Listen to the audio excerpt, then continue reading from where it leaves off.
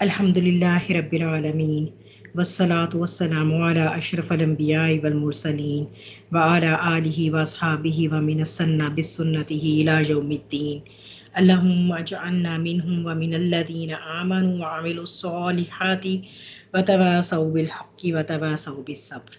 اما بعد، اعوذ باللہ من الشیطان الرجیم، بسم اللہ الرحمن الرحیم.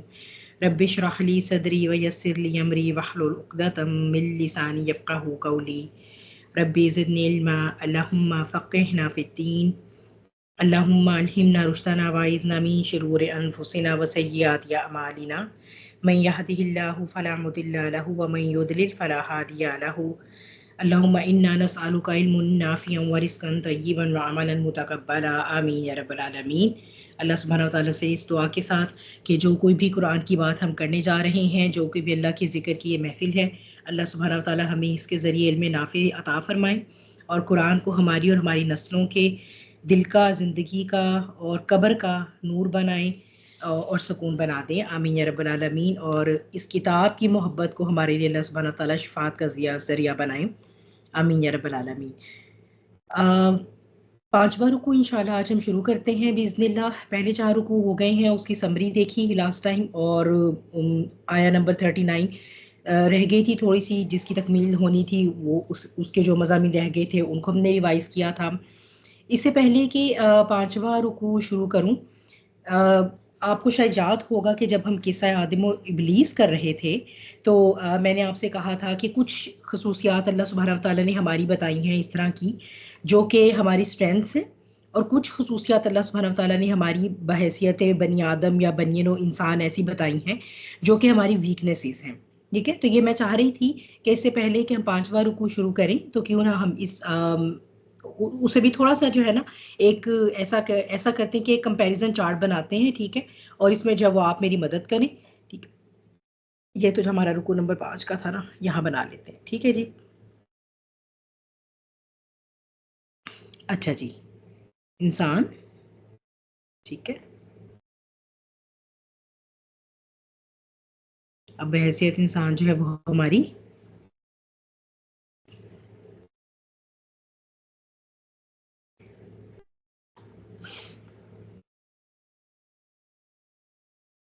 کیا کیا ہماری اسٹرینتھس ہیں اور کیا کیا ہماری ویکنیسز ہیں. یہ جو ہم قصہ آدم و ابلیس کر رہے تھے نا، بیسیکلی یہ اس سے جو ہے وہ ہم تھوڑے سے پوائنٹس کچھ ایسے ہیں جو میں چاہوں گی کہ اگر ہم اپنے لیے نکال سکیں. ہاں جی، بتائیں کیا کیا کمزوری ہے، کون بتائے گا پہلے؟ کون سی کمزوری ہے ہم میں بحیثیت انسان؟ تب جب ہم کر رہے تھے نا، ہم نے تب بھی ریوائز کی تھی یہ چیزیں. جی، بینش کے علاوہ بھی جو سب ہیں پلیز آپ بھی جو ہے وہ اپنے اپنے دماغ استعمال کریں. اللہ سبحانہ و تعالیٰ نے اتنی اچھی نعمت دی ہے. چلیں الحمدللہ 2-3 ہینڈ ریز ہو گئے. جی بینش، آپ کا پہلے ہوا تھا، آپ سے پوچھ لیتے ہیں، جلدی کریں گے. جی، ٹھیک السلام علیکم ورحمۃ اللہ ہے، وبرکاتہ.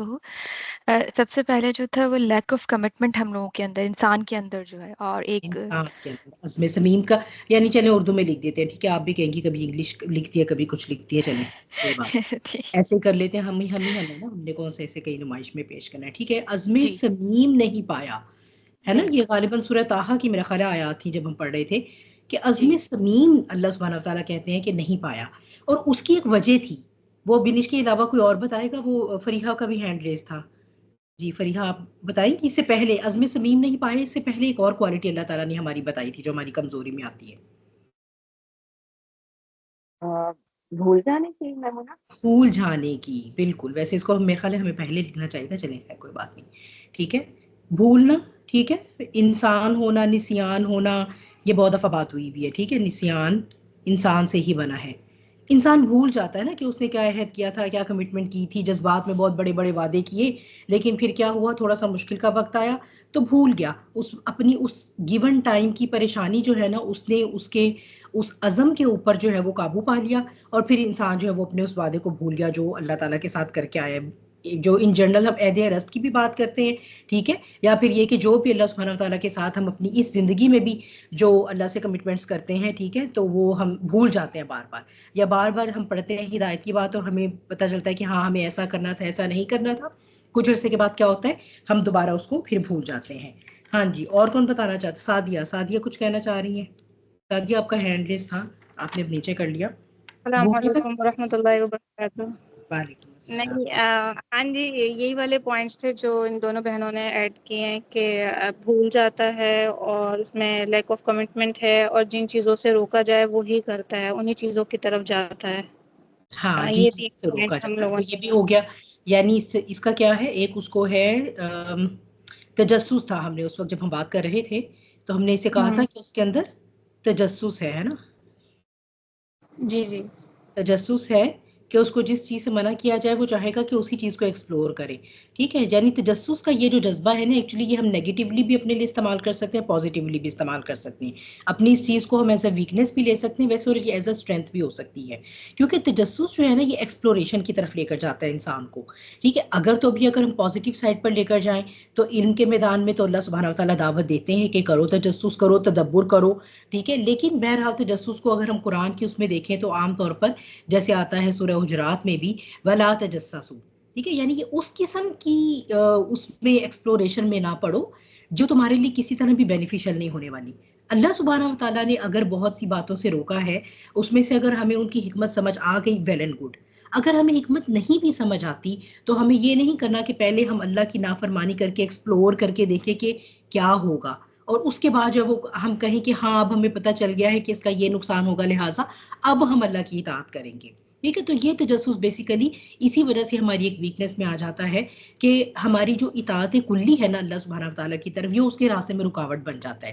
جس بات سے منع کیا گیا، نفس امارہ دیا ہوا اس کو کہ پوری جنت ہے کنزیوم کرنے کے لیے، ایک درخت سے منع کیا گیا ہے. ٹھیک ہے، تو کیا ہے، نفس کو وہی جو ہے وہ اٹریکشن دے رہا ہے. پھر اتنی بہت سی نعمتیں ہیں، ایک آزمائش آ گئی، ایک محرومی آ گئی تو کیا ہوا، وہی ہر شے پر بھاری ہو جاتی ہے، وہی اسی کی تکلیف یاد رہ جاتی ہے، وہی جو ہے نا ہماری، یعنی باقی جو نعمتیں ہیں نا وہ ساری ہماری آنکھوں سے اوجھل ہو جاتی ہیں. ہمارا فوکس جو ہے وہ نیگیٹیوٹی کی طرف زیادہ ہو جاتا ہے. ٹھیک ہے، تو یہ بھی ہمارے لیے جو ہے وہ اللہ سبحانہ وتعالیٰ نے ہمارے اندر جو ایک نفس رکھا ہے، جس سے ویسے بھی نفسانی خواہشات یا جو ہے وہ چیزیں اس کو، جو شہوات وہ اس کو محبوب ہیں. ٹھیک ہے، تو یہ جو ہے وہ ہماری ویکنیسز ہیں. تو اسٹرینتھ کیا کیا ہے ہماری؟ ایک تو جو بہت بڑی، جس کے اوپر ہم بات کر رہے تھے پچھلے رکوع میں کرتے آئے ہیں، جلدی سے کوئی بتائے کیا اسٹرینتھ ہے؟ کوئی اسٹرینتھ نہیں نظر آ رہی. تقویٰ نہیں، جو کیا ہمارا کیا تھیم کیا تھا پچھلے رکوع کا؟ معافی مانگ لیتے ہیں ہم لوگ، اللہ تعالیٰ کی طرف رجوع کر لیتے ہیں. توبہ، توبہ اللہ اللہ. توبہ.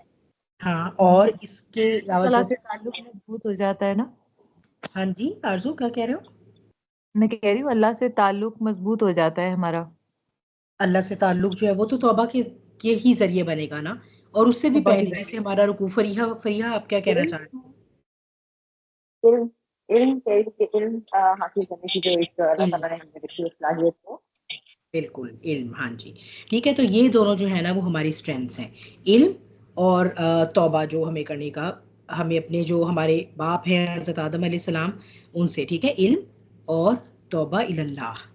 ٹھیک ہے، تو جب تک ہم اپنی ان دونوں اسٹرینتھس کو، ان پاور کو ہم استعمال کرتے رہیں گے. ٹھیک ہے، پھر اس کے علاوہ ایک اور بھی ہے جس کے اوپر ختم ہو رہا تھا، چلے وہ میں بتا دیتی ہوں، اور ہدایت اللہ کی طرف سے.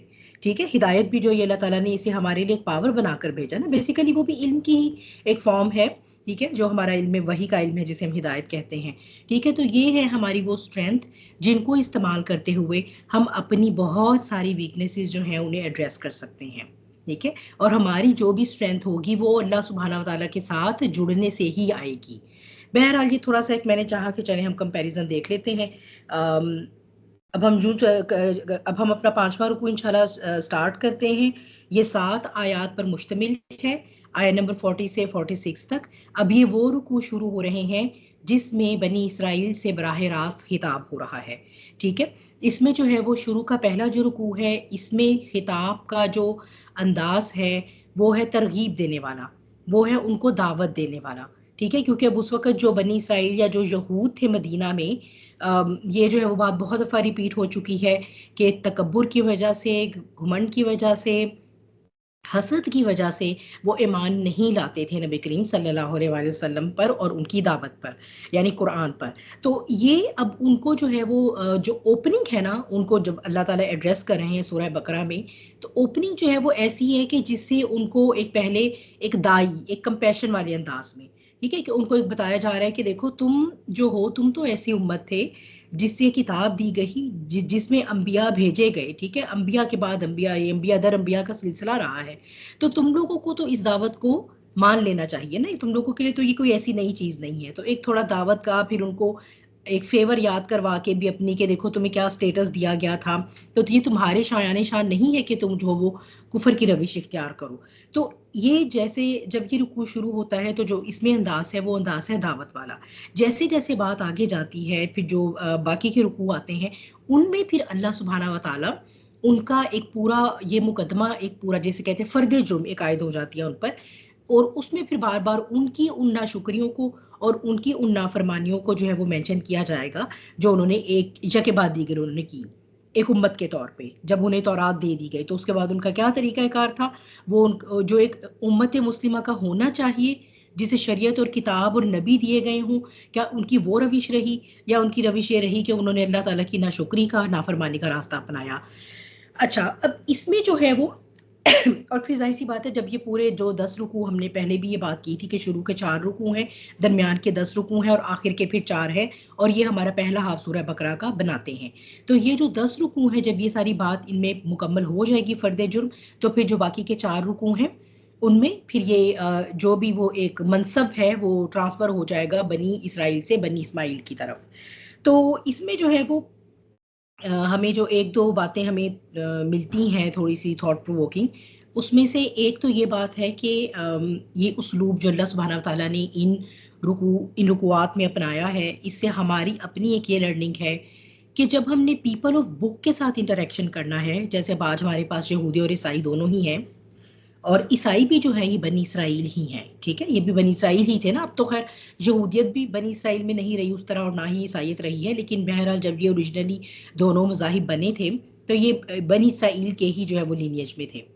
تو جو پیپل آف بک ہیں ان کے ساتھ جب بھی دعوت اور تبلیغ کی بات ہوگی، ٹھیک ہے، یا ایون ہم اگر اپنے کسی ایسے مسلمان کے بارے میں بات کرتے ہیں جو کوئی ملحدانہ خیالات سے مروب ہو چکا ہے، اس کے اندر ایتھیزم کی طرف جو ہے وہ رجحان بڑھ رہا ہے، وہ ایتھیزم کی طرف جا رہا ہے، یا یہ کہ وہ غفلت میں پڑا ہوا ہے، ٹھیک ہے، تو جتنے بھی پیپل آف بک ہیں انہیں جب بھی دعوت دی جائے گی تو اس میں ایک یہ اسلوب اللہ سبحانہ تعالیٰ کا، اس سے ہمیں یہ سیکھ ملتی ہے کہ پہلے ان کو ان کی اور اپنی کامن بات کے بارے میں بات کی جائے گی، یعنی اللہ پر تو ایمان ہے نا، آخرت پر تو ایمان ہے، تو یہ ساری چیزیں جو ہے وہ یاد کر ان کو ان کی یاد دہانی کروائی جائے.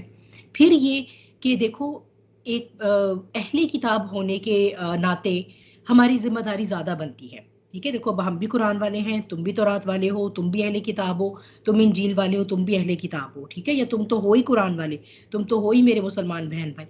تو ہم سب کی ذمہ داری ایک اہل کتاب ہونے کے ناطے جو ہے وہ زیادہ بنتی ہے. تو کتاب کی اہمیت کو کوئی ایسی امت، ایسی قوم جس پہ وہ نہیں نازل کی گئی، اگر وہ اس کی بے قدری کرتی ہے تو it does make a sense پھر بھی. لیکن ایک ایسی امت جس میں ہمیشہ کتاب رہی ہے، ہمیشہ انبیاء رہے ہیں، ان کی طرف سے ان نعمتوں کی ناقدری جو ہے وہ ظاہر سی بات ہے وہ پھر ایک زیادہ بڑا جرم بن جاتا ہے. ایک تو یہ بات. دوسرا یہ ہم موجودہ امت مسلمہ کے لیے ایک بیہیویئرل سٹڈی ہے، ٹھیک ہے.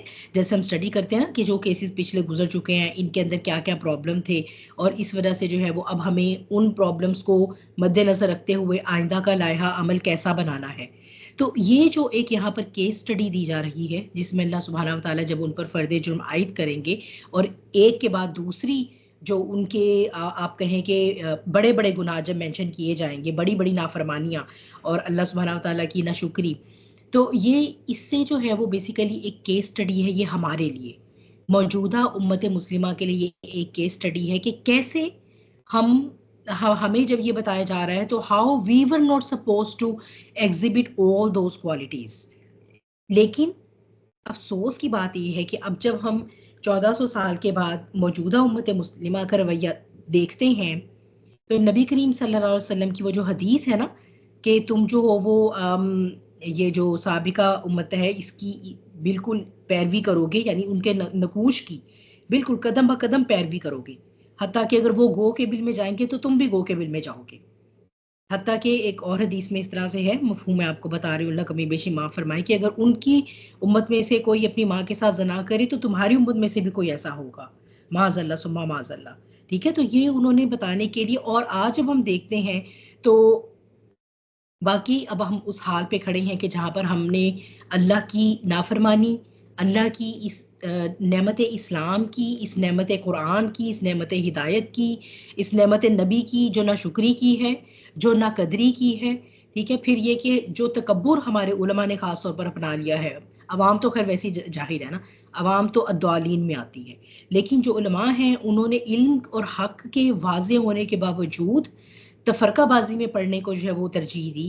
تو یہ سب جب ہم دیکھتے ہیں تو آج ایگزیکٹلی ہم وہی ٹریڈس ایگزیبٹ کرتے ہیں جو کہ بنی اسرائیل نے کیے تھے، جو کہ سابقہ امت مسلمہ نے کیے تھے.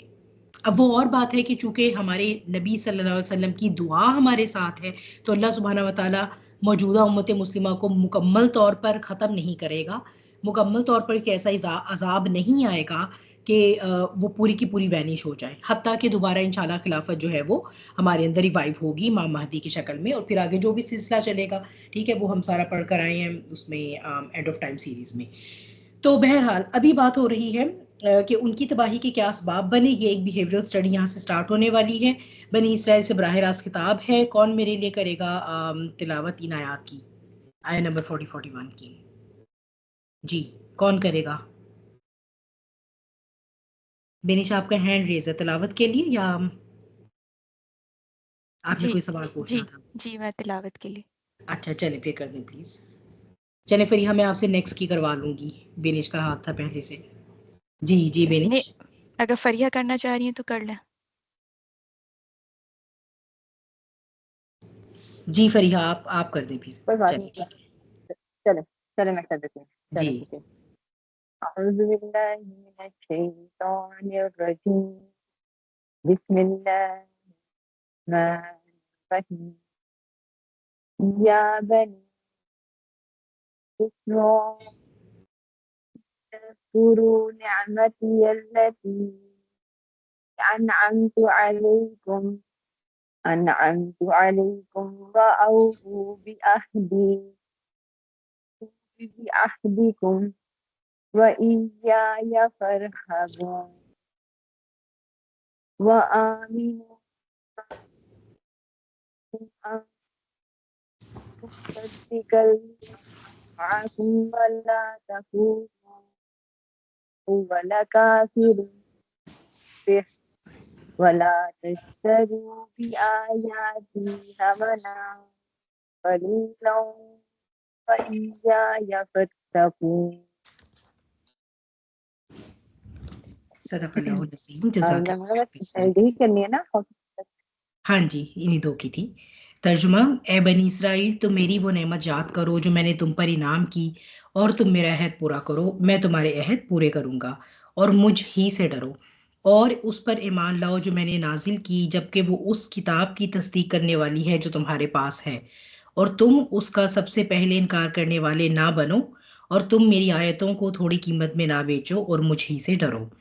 یا بنی اسرائیل، چونکہ بنی اسرائیل سے جو ہے وہ ڈائریکٹ یہاں پر خطاب سٹارٹ ہو رہا ہے. تھوڑا سا بنی اسرائیل کی ہسٹری دیکھ لیتے ہیں. ویسے بنی اسرائیل کسے کہتے ہیں؟ اب تو ویسے آنا چاہیے کسی نہ کسی کو. کیسے لائنیج ٹریس کرتے ہیں ہم بنی اسرائیل کا؟ کن کا لقب تھا؟ کون سے نبی کا لقب تھا اسرائیل؟ یاد ہے کسی کو؟ جی حضرت یعقوب علیہ السلام کا. حضرت یعقوب علیہ السلام. ہاں جی سعدیہ، لائنیج کہاں سے شروع ہوگا سعدیہ؟ یہ جب ہم کڑی پیچھے سے سلسلہ لیں گے تو کہاں سے شروع ہوگی یہ ہم حضرت اسحاق علیہ السلام سے لیں گے، اور ان سے بھی پیچھے جائیں گے نا، جہاں سے ہمارا جی جو جی ہے تو کہاں جی سے؟ جی یعقوب علیہ السلام، حضرت ابراہیم علیہ السلام. جی حضرت ابراہیم علیہ السلام سے. ابراہیم علیہ السلام. ہاں جی حضرت ابراہیم علیہ السلام سے. ٹھیک ہے، اب میں یہاں پر لکھ نہیں رہی ہوں، ٹھیک ہے، آپ لوگوں کے لیے وربل ریوائز کر دیتی ہوں کیونکہ یہ سارے فلو شیٹ ہم نے بہت ڈیٹیل سے پہلے پڑھے ہیں. ٹھیک ہے، بنی اور اسرا اور ایل کا جو ہے یہ پہلے آپ کو بتا دیتی ہوں میں میننگ. بنی کہتے ہیں بیٹے کو، ٹھیک ہے، بنون عربک میں اس کی، یا بنین عربک میں اس کی جمع ہوتی ہے. ٹھیک ہے، دونوں طرح استعمال ہوتی ہے، مطلب بیٹے. ٹھیک ہے. تو بیٹا ہو گیا. اور اسرا اور ایل یہ عبرانی زبان کے الفاظ ہیں, کیونکہ عبرانی یا جسے آپ ہیبریو لینگویج بھی کہتے ہیں, یہ اسرائیل کی لینگویج یہی تھی. ٹھیک ہے. تو اسرا کہتے ہیں بندے کو. اردو میں بھی ہم دیکھتے ہیں نا, اسیر کر لینا, ٹھیک ہے, یعنی قیدی بنا لینا. تو وہی جیسے بندہ, اللہ کا بندہ جو ہم پڑھ کر آئے ہوئے ہیں کہ بندہ بننا کیا ہے, ایک بہت سب سے زیادہ عاجزی والا ایکسپریشن ہے. اور ایل کہتے ہیں الہ کو, معبود کو. تو جیسے ہم عربک میں عبداللہ کہتے ہیں نا, اللہ کا بندہ, تو عبرانی میں یا ہیبریو لینگویج میں جو ہے وہ اسرائیل کا مطلب ہے اللہ کا بندہ. ٹھیک ہے, یعنی معبود کا بندہ, الہ کا بندہ. اور الہ سے دے مینٹ ٹو سے اللہ سبحانہ و تعالیٰ, کیونکہ ان کے اوپر, کیونکہ وہ بھی تورات پر یقین رکھتے ہیں. تو بنی اسرائیل جیسا کہ آپ لوگوں نے مجھے بتایا ہے کہ حضرت یعقوب علیہ السلام کا لقب ہے. ٹھیک ہے. اور جب ہم لائنیج پیچھے سے ٹریس کرتے ہیں تو حضرت ابراہیم علیہ السلام کے دو بیٹے ہمارے پاس, حضرت اسحاق علیہ السلام اور حضرت اسماعیل علیہ السلام آ گئے. حضرت اسماعیل علیہ السلام مکہ میں جا کر وہاں پر ان کی نسل جو ہے وہ آگے وہاں سے مطلب وہ چلی ہے, لیکن یہ کہ پھر اس نسل میں نبی نہیں آئے. اور حضرت ابراہیم علیہ السلام کی ویسے 3 بیویاں ہیں. ٹھیک ہے, حضرت سارہ, حضرت حاجر, اور تیسری کسی کو پتہ ہے نام؟ ہاں جی, کسی کو معلوم ہے نام؟ نہیں, بلکہ میں تو فرسٹ ٹائم سن رہی ہوں کہ ان کی 3 وائف تھی. میں تو ہمیشہ ہاں یہی سنا ہے کہ 2 ہی تھیں. ہاں, عام طور پر انہی کا ذکر ہوتا ہے نا زیادہ. جی. کتورا, ٹھیک ہے, بنی کتورا, ان کے جو بچے, جو ان کی نسل تھی وہ بنی کتورا ہے. جب ہی اللہ سبحانہ و تعالیٰ بنی اسرائیل کو یہ کہہ رہے ہیں کہ میں نے تم پر خاص نعمت کی تھی, کیونکہ حضرت ابراہیم علیہ السلام کا لینیج بھی اگر ہم ٹریس کرتے ہیں تو 3 بیویاں, 3 لینیج چلے. ٹھیک ہے. حضرت حاجر سے ہوئے حضرت اسماعیل علیہ السلام, لیکن ان میں بھی پھر کیا ہوا, وہ خود تو تھے نبی, لیکن ان میں آگے نبوت کا سلسلہ نہیں گیا, اللہ یہ کہ پھر جب نبی کریم صلی اللہ علیہ وسلم آئے ہیں, وہ اپنی وہ جو بھی اپنی مہر نبوت لگانے کے لیے, ٹھیک ہے, ختم نبوت کے لیے, تو وہ پلڑا اس لیے بالکل ایکول ہو گیا بنی اسرائیل سے کہ بھئی وہ ایک تو حضرت اسماعیل علیہ السلام اتنے مقرب, اور پھر ان کے بعد جو ہے وہ خاتم النبیین اس نسل میں سے تھے. لیکن ادھر ہی جو فضل اس طرف آیا ہے, بنی اسرائیل کی طرف آیا ہے, وہ پھر کیا تھا کہ جو آپ کے دوسرے بیٹے حضرت اسحاق علیہ السلام, جو حضرت سارہ کی اولاد ہیں. اور آپ میں سے کسی کو پتہ ہے دونوں میں سے پہلے کس کی پیدائش ہوئی ہے, حضرت اسماعیل کی حضرت اسحاق کی؟ تھوڑا ہے نا. حضرت اسماعیل علیہ السلام کی. حضرت اسماعیل علیہ السلام کی پہلے ہوئی تھی, اور آپ کے کچھ ہی سالوں کے بعد جو ہے وہ حضرت اسحاق علیہ السلام کی پیدائش ہوئی تھی. اسی لیے جو ابراہیم علیہ السلام نے جو مکے کی بنیادیں, کعبۃ اللہ کی بنیادیں جو وہ کی ہیں, دوبارہ ریوائیو یا ان کو بلند کیا ہے یا تعمیر کی ہے, کیونکہ پہلے یہ حضرت آدم علیہ السلام سب سے پہلے انہوں نے تعمیر کیا تھا. ٹھیک ہے. اور اس کے بعد یہ کہ بنیادیں تھیں, لیکن اوپر سے عمارت بالکل جو ہے وہ منہدم ہو چکی تھی. تو جب یہ ہوئی ہے تو آپ نے حضرت اسماعیل علیہ السلام کے ساتھ یہ پہلے ہوا ہے یہ کام.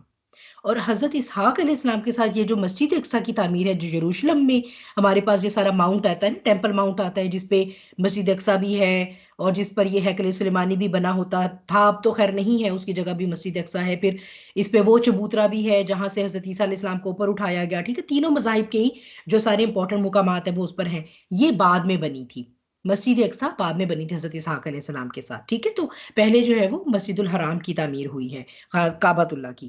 تو اس طرح سے جب یہ حضرت اسحاق کے بعد کی جب خوشخبری دی گئی ہے نا قرآن میں حضرت سارہ کو, اور یہ وہی فرشتے ہیں جو جب حضرت سارہ کو اولاد کی خوشخبری دینے آئے ہیں, تو ایٹ دا سیم ٹائم یہ حضرت لوط علیہ السلام کی قوم پر عذاب لانے کے لیے آئے تھے. ٹھیک ہے. یہ سیم وہی دو تو میرا خیال ہے شاید کہیں 2 بھی مینشن تھا, if I'm not wrong, لیکن بہرحال یہ وہ فرشتے ہیں جو پہلے حضرت ابراہیم علیہ السلام کے پاس آئے, آپ کو حضرت اسحاق کی اور حضرت یعقوب کی, دونوں کی, یعنی بیٹے اور بیٹے سے جو آگے پوتا ہوگا وہ بھی نبی ہوگا, دونوں کی خوشخبری سائملٹینیسلی ملی ہے. اور ساتھ ہی حضرت ابراہیم نے بھانپ لیا کہ یہ کسی بہت اہم مشن پر بھیجے گئے ہیں, تو پھر انہوں نے بتایا کہ ہم حضرت لوط علیہ السلام کی قوم پر جو وہ عذاب لے کر آئے. حضرت لوط کا اور حضرت ابراہیم کا کیا رشتہ ہے, کسی کو پتہ ہے ان کا کیا کنیکشن تھا آپس میں؟ حضرت ابراہیم علیہ السلام آئی تھنک خالو تھے, if چچا I'm تھے, not wrong. Yeah. چچا تھے, ہاں چچا تھے ان کے حضرت لوط کے. ٹھیک ہے. تو چچا بھتیجا کا رشتہ ہے. تو اسی طرح جب حضرت یعقوب, حضرت اسحاق کے بعد حضرت یعقوب علیہ السلام آئے, حضرت یعقوب علیہ السلام کے 12 بیٹے, ان کی 4 بیویاں. ٹھیک ہے. 4 بیویوں میں سے جو باقی کے بیٹے تھے 10, وہ ان کے جو ہے نا, جی مدیحہ نیفیو, بالکل. تو جو ان کے 3 بیویاں ہیں ان میں سے ان کے باقی کے 10 بیٹے ہوئے, اور جو چوتھی بیویاں ان میں سے 2 بیٹے ہوئے. کون کون سے ہیں وہ 2 جن سے انہیں بہت محبت تھی حضرت یعقوب علیہ السلام کو؟ تھوڑا ایک سا تو میں نے اسلامک حضرت تھوڑا یوسف علیہ السلام اور بنیامین. بنیامین، جو دونوں بھائی تھے، ٹھیک ہے. اور وہ ایک مطلب ماں سے تھے، اور باقی جو تھے 10 وہ باقی 3 بیویوں سے تھے. پھر جب یہ ہے ایکچولی یہاں سے پھر آگے یہ جو سلسلہ چلا ہے نا حضرت یعقوب علیہ السلام کے بعد، یہ پھر نبوت اور رسالت جو ہے نا وہ اس والی کڑی میں رہی ہے. ٹھیک ہے. تو اس لیے جب ہم کمنگ بیک ٹو دا آیا، جب اللہ سبحانہ تعالیٰ یہ فرماتے ہیں نا کہ تم میری وہ نعمت یاد کرو جو میں نے تم پر انعام کی، ٹھیک ہے. تو یہ کون سی نعمت ہے یہاں پر؟ کون سی نعمت ہے یہاں پر؟ کون گیس کرے گا؟ ابھی جس کانٹیکس میں ہم نے ساری بات کی ہے اس کانٹیکس میں آپ کو کیا لگتا ہے کہ یہ کون سی نعمت ہے؟ نبوت. نبوت اور ہدایت کی. نبوت کی.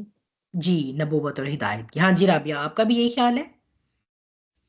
ٹھیک ہے، آپ بھی جی انمیوٹ. بالکل نبوت کی. ہاں جی ہاں، نبوت. نبوت اور رسالت کی یہ جو نعمت ہے، ٹھیک ہے، مطلب ہدایت کی ہو گئی نا بیسیکلی، کہ یہ سارا سلسلہ جو ہے وہ پھر بنی اسرائیل میں رہا ہے. ٹھیک ہے، نہ تو بنی کتورا میں گیا، نہ بنی اسماعیل میں گیا، بلکہ ان دونوں طرف لائنیاں جو ہے وہ ادھر ہی رک گئے نبوت کے. لیکن حضرت یعقوب علیہ السلام، سوری حضرت اسحاق علیہ السلام، حضرت اسحاق کے بعد حضرت یعقوب علیہ السلام، اور پھر حضرت یعقوب کے 12 بیٹے. اس میں پھر تھوڑا سا میں یہاں پر جلدی سے آپ کے لیے وہ ہسٹری کو ریپ اپ کر دیتی ہوں. آپ کے 12 بیٹوں میں پھر کیا ہوا تھا؟ حضرت یوسف علیہ السلام کو جو ان کے بھائیوں نے جو کچھ بھی وہ ساری سازش کی، آپ سب کو پتہ ہے اس کہانی کا، ٹھیک ہے. پھر حضرت یوسف علیہ السلام مصر چلے گئے تھے، ٹھیک ہے. وہیں پر پھر اللہ سبحانہ تعالیٰ نے ان کو ایک وقت تک جیل میں رکھا. ان کی جو بھی ٹریننگ تھی وہ سارا ٹریننگ پیریڈ ہوا. تو اس کے بعد پھر اللہ سبحانہ تعالیٰ نے ان کو وہاں پر جو ہے وہ عزت دی، حکومت دی. وہاں کا جو بادشاہ تھا اس وقت مصر میں جو بادشاہ ہوا کرتے تھے وہ بادشاہ مصر کے اپنے مقامی بادشاہ نہیں تھے، ٹھیک ہے.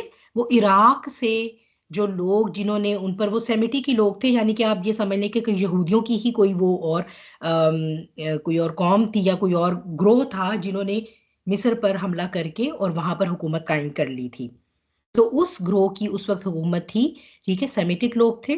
انہیں جو ہے وہ چرواہے بادشاہ بھی کہا جاتا تھا، کیونکہ اوریجنلی جو ان کا پیشہ تھا وہ تھا بکریاں یا بھیڑ، یہ ریوڑ چرانا. تو انہوں نے جب مصر پر اپنا غلبہ قائم کیا، عراق سے وہ آئے تھے اور مصر پر انہوں نے غلبہ قائم کیا، تو یہ وہ بادشاہت تھی جو اس وقت قائم تھی جبکہ حضرت یوسف علیہ السلام جب وہ مصر میں ایک وزیر کے طور پر تعینات ہوئے، ٹھیک ہے. وہ تو ہمیں سارا پتہ ہے کہ ان کی اتنی بہترین صلاحیتیں جو بھی اللہ سبحانہ تعالیٰ نے انہیں دی تھیں، انہوں نے ان کو ایگزیبٹ کرتے ہوئے کتنے زبردست طریقے سے مصر کی اکانومی جو ہے اسے بلڈ کیا، اور اتنی اچھی پلاننگ کی، اتنی دور اندیشی کے ساتھ، اتنی فراست کے ساتھ کہ وہ جو 7 سال قحط کے آئے اس میں مصر میں یہ کہ نہ صرف کہ اپنی جو ان کے مصر کے اپنے باشندے تھے، اپنے جو اس ملک کے لوگ تھے ان کے لیے انف فوڈ تھی، بلکہ لوگ آس پاس کے علاقوں سے بھی آیا کرتے تھے ان سے فوڈ لینے کے لیے. اور یہی وہ وقت تھا جو اگر آپ کو یاد ہو تو ان کے بھائی وہ خوراک کی ہی تلاش میں آئے تھے مصر میں، اور پھر جب ان کے آگے حضرت یوسف علیہ السلام کے ساتھ ملاقات ہوئی. بہرحال چونکہ وہ بادشاہ جو ہے وہ آپ کو بہت آنر کرتا تھا اس وقت کا، اور آپ سمجھے کہ ایک طرح سے وہ آپ کا مرید ہو گیا تھا، اور پھر آپ وزیر رہے ہیں اس سلطنت کے لگ بھگ کوئی 80 سال تک، ٹھیک ہے. ویسے تو وہاں پر تقریباً جو ہے وہ آپ کو 150 برس تک جو ہے یہ پھر حضرت یعقوب علیہ السلام بھی آ گئے، آپ کے بھائی بھی وہیں سیٹل ہو گئے، وہ 12 یعنی کہ سب قبیلے اب مصر کی طرف آ گئے، یعنی بنی اسرائیل اب مصر میں آ گئے. تقریباً 150 سال تک انہوں نے بڑے شان و شوکت کا وقت گزارا، کیونکہ وہ جو بھی بادشاہ تھے وہ ان کے مریدین رہے، اور لیکن اس وقت تک ابھی شریعت نہیں نازل ہوئی تھی. تو آپ یہ سمجھے کہ جیسے یہ آپ اسے کہہ سکتے ہیں کہ کوئی گدی نشینی کا وقت کہہ لیں، ٹھیک ہے. پھر اس میں ان کو حکومت میں بھی حصہ تھا.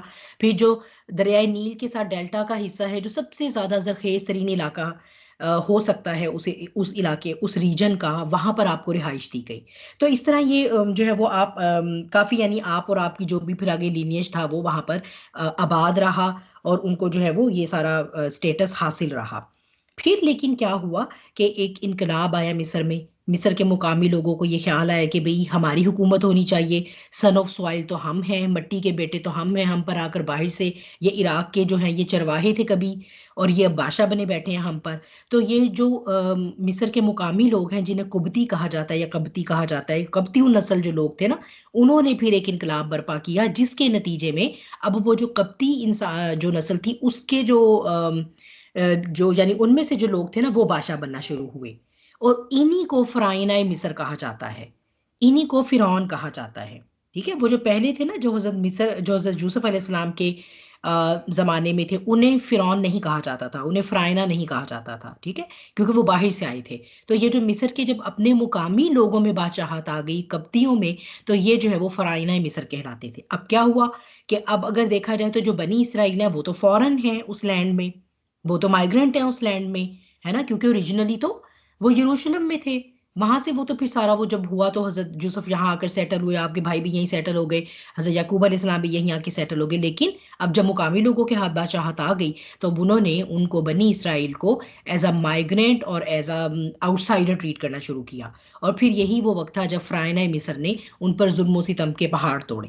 یہ تقریباً 500-550 سال تک یہ سلسلہ چلتا رہا، حتیٰ کہ پھر حضرت موسیٰ علیہ السلام کی سرکردگی میں اللہ سبحانہ تعالیٰ نے بنی اسرائیل کو فرعون سے بھی نجات دی، اور پھر وہ مصر سے بھی نکلے اور دوبارہ پھر وہ یروشلم آ کر آباد ہوئے.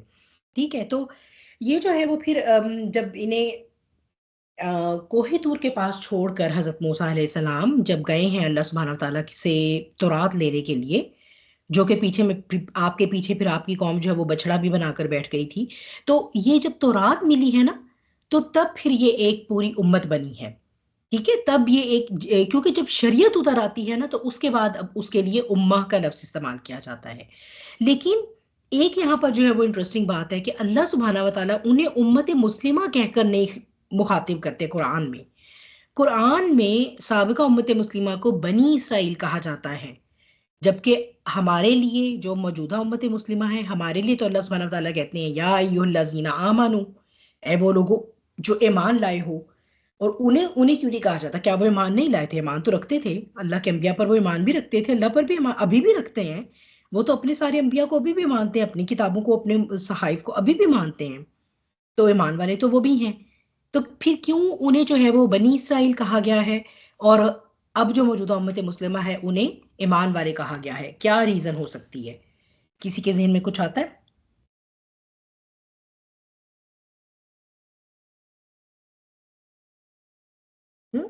تھوڑا سا تو سوچیں.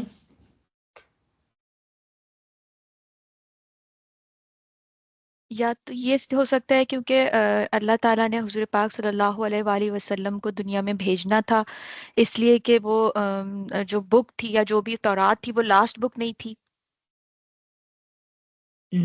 اچھا، اس کو تھوڑا سا اگر ہم اب یو آر کلوز، اس کو تھوڑا سا اور ہم اگر سٹیٹ کر لیں، چلے میں اس کو کر دیتی ہوں آپ کے لیے سٹیٹ، کہ نبی کریم صلی اللہ علیہ وسلم کو اللہ سبحانہ تعالیٰ نے چونکہ تمام انسانیت کی طرف مبعوث فرمایا تھا، اور فرمایا ہے بلکہ، ٹھیک ہے، جو بنی اسرائیل میں انبیاء آتے رہے وہ اپنی قوم کے لیے آئے تھے صرف. ٹھیک ہے، اسی لیے بنی اسرائیل میں آپ یہ کہہ لیں کہ یہ جو نبوت کا سلسلہ رہا، رسالت کا سلسلہ رہا، ایمان کا سلسلہ رہا، وہ اصل میں ایک خاندان کی وراثت رہا. ٹھیک ہے، تو اسی لیے جو ہے وہ ان کو جب ایڈریس کرنا ہوتا ہے تو وہ ان کو پھر ان کا لینیج یاد کروایا جاتا ہے. ٹھیک ہے، ان کو پھر بنی اسرائیل کہہ کے جو ہے وہ کہا جاتا ہے، کیونکہ وہ بڑا فخر محسوس کرتے ہیں نا کہ ہم بنی اسرائیل ہیں، وہ تو آلریڈی اپنے اس پیورٹی کمپلیکس میں ہیں. تو اللہ سبحانہ تعالیٰ بھی ان کا وہی لقب ان کو یاد دلا کر کہتے ہیں کہ یہ لقب جو تمہیں ملا تھا، یہ جو باعث اعزاز یا باعث افتخار ہے تمہارے لیے، اس کے پیچھے پوری ہسٹری تھی. خالی تم نے اس کا غرور اور افتخار جو ہے وہ رکھ لیا ہے، لیکن تم نے یہ نہیں دیکھا کہ اس منصب کی جو ذمہ داری تھی، کتنے بڑے بڑے انبیاء جو آئے. تو یہ جب بنی اسرائیل کہا جاتا ہے تو ان کو بیسیکلی وہ ہسٹری ان کی یاد دلائی جاتی ہے. اور دوسرا یہ کہ چونکہ انبیاء آتے ہی اس وقت جو ہے وہ اسی علاقے کے لیے ہوتے تھے، ٹھیک ہے، یا کوئی مائگریٹ کر کے عراق چلے گئے، کوئی مصر آ گئے، کوئی آس پاس کے علاقوں کے لیے، ایک پوری دنیا کے لیے ایک نبوت عام نہیں تھی اس وقت. ٹھیک ہے، بلکہ حضرت عیسیٰ علیہ السلام جو ہے وہ تو انجیل میں ان کا کوٹ یہ کوٹڈ ہے کہ میں تو بنی اسرائیل کی کھوئی ہوئی بھیڑوں کی تلاش میں بھیجا گیا ہوں یا آیا ہوں. یعنی کہ وہ جو بنی اسرائیل میں وہ لوگ جو تم لوگ اسٹرے ہو چکے ہو، ہدایت سے ہٹ چکے ہو، میں تو تم لوگوں کو ہدایت دکھانے کے لیے آیا ہوں. تو بیسیکلی آؤٹ سائڈ دا بنی اسرائیل جو ہے وہ ان کی نبوت نہیں تھی کلیمڈ. لیکن جب سے نبی کریم صلی اللہ علیہ وسلم مبعوث فرمائے گئے ہیں، اب یہ جو ہے وہ جو بھی اب اللہ پر ایمان لے آیا اور ایمان کے سارے اس نے اراکین پورے کیے، وہ اب امت مسلمہ کا حصہ ہے. اب یہ کسی خاص لینیج میں نہیں چل رہی، اب یہ کسی خاندان کی وراثت نہیں ہے نبوت. آپ صلی اللہ علیہ وسلم پر نبوت کا سلسلہ ختم ہوا، بلکہ اگر آپ یہ دیکھیں تو آپ کے بعد پھر جو خلیفہ آئے ہیں ان میں سے بھی جو ہے وہ کوئی آپ کے خاندان سے نہیں ہے، مطلب لازماً ایسا نہیں ہوا کہ آپ اپنے بعد کسی کو جو ہے وہ باقاعدہ متعین کر گئے ہوں کہ بھئی میرے ہی خاندان میں جو ہے وہ آگے سے خلیفہ آئیں گے. تو یہ کانسیپٹ ختم کر دیا گیا. بنی اسرائیل کو یہ رعایت یا یہ نعمت یا یہ جو ہے ایک ٹیسٹ کے طور پر ایک مدت کے لیے دی گئی تھی، لیکن چونکہ انہوں نے وہ اس ٹیسٹ میں بہت بری طرح فیل ہوئے، لہٰذا اس کے بعد ویسے بھی آخری نبی کے بعد جب کوئی نبی ہی اور نہیں آنے تو یہ ویسے بھی it did make a sense کہ وہ ان کی جو دعوت ہے وہ پوری دنیا کے لیے عام ہوتی. اسی لیے اب جو بھی ہے، کیونکہ اب تو اللہ تعالیٰ اب تو کسی کو ہم ایڈریس کر کے نہیں، کسی ایک ریس کو یا ہم کسی اہل عرب کو نہیں کہہ سکتے، کیونکہ اسلام تو عرب سے بھی باہر ہے. تو چونکہ اس دین نے پوری دنیا میں پھیلنا ہے، اس کے اندر ساری لینیج آئیں گے، تمام علاقوں سے تعلق رکھنے والے انسان آئیں گے، تمام زبانوں بولیوں سے تعلق رکھنے والے انسان آئیں گے، مختلف کلچرز سے تعلق رکھنے والے انسان آئیں گے، مختلف جغرافیکل لوکیشن سے تعلق رکھنے والے انسان آئیں گے. لہٰذا اب ان کو کسی ایک لینیج کے انڈر نہیں لایا جا سکتا. اب یہ دعوت عام ہے اللہ کے دین کی. اب یہ رحمت للعالمین کی جو رحمت ہے، ان کی جو ہدایت وہ لے کر آئے ہیں، جو قرآن ان کے ذریعے ہم تک آیا ہے، یہ پوری انسانیت کے لیے عام ہے. لہٰذا اب جو امت مسلمہ ہے وہ یا ایھا الذین آمنوا کی کیٹیگری میں آتی ہے. تو اللہ سبحانہ تعالیٰ یہاں بنی اسرائیل سے کہہ رہے ہیں کہ دیکھو یہ جو میں نے تم پر نعمت دی ہے، ٹھیک ہے، یہ میں نے کی ہے. اس میں یہ جو یا آتا ہے نعمتی یا، ٹھیک ہے، یہ آپ دیکھ رہے ہوں گے نعمتی یا، ٹھیک ہے، کہ یہ میں نے کی ہے، اسپیسیفکلی یہ میری طرف سے ہے. اللہ سبحانہ تعالیٰ قرآن میں اپنے لیے رائل وی بھی استعمال کرتے ہیں، ٹھیک ہے. بہت سی جگہوں پہ آپ دیکھیں گے کہ نہ آتا ہے اللہ سبحانہ تعالیٰ کے لیے، وہ خود جو اپنے لیے اسلوب استعمال کرتے ہیں کہ ہم نے ایسا کیا، ٹھیک ہے. انا انزلناہ فی لیلۃ القدر، ہم نے اتارا اس قرآن کو.